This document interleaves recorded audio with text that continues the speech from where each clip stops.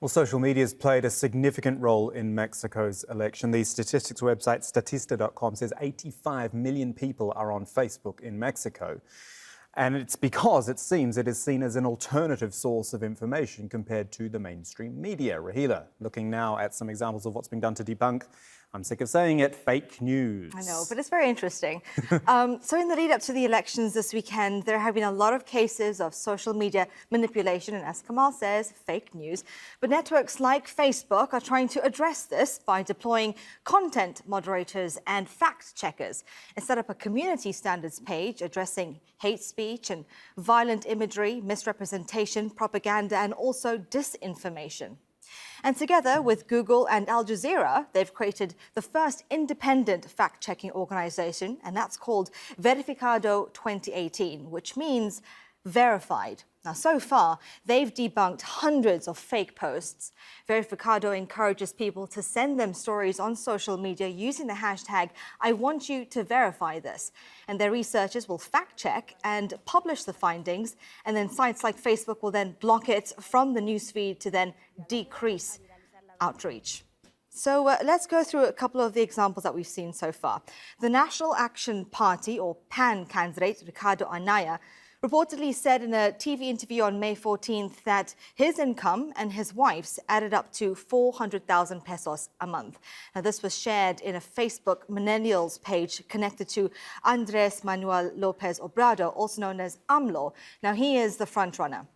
And the post alleges that the tweet was posted by Anaya, but there is no record on his official Twitter account, and nor was there any other media reports on the story. Just the image on Facebook that was shared more than 5,000 times.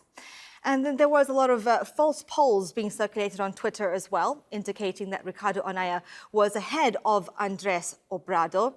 This was shared by the PAN party president and other members, but it was falsely attributed to a Mexican publication, which was called El Universal, with the official logo, as you can see on the side there.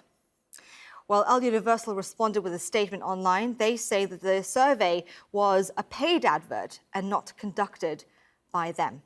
Now, there's also been a number of Facebook pages and Twitter accounts promoting partisan political messages, and most of them are attacking Obrador. The Atlantic Council's Digital Forensic Research Lab shows that the consulting firm Victory Lab, set up by a Mexican entrepreneur called Carlos Merlo, created automated bots to give posts high numbers with likes and also retweets. But what made this really unusual was the fact that there was no other reactions or comments to this post.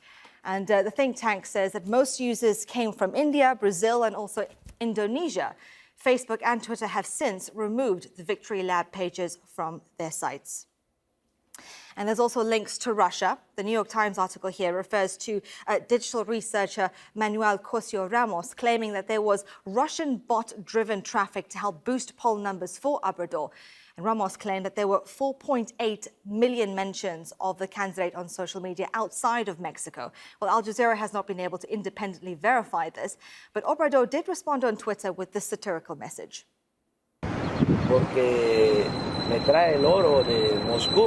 This is where I received my gold from Moscow. Opposing political parties are now saying that Russia's government is involved in my campaign.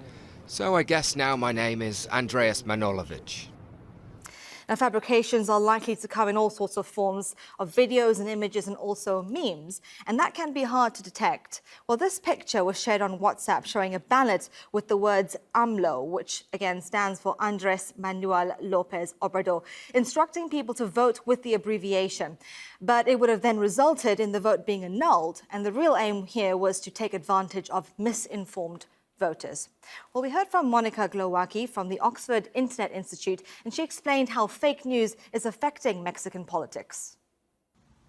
Bots and false accounts on Twitter and Facebook are increasingly difficult to detect. They are no longer purely automated, but are instead cyborg, meaning they are managed by humans who cultivate a history of human account activity to evade suspicion.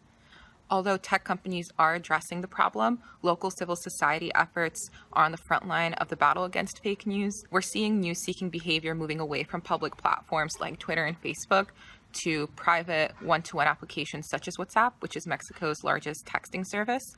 And this is sinister because misinformation is seeping into your private life.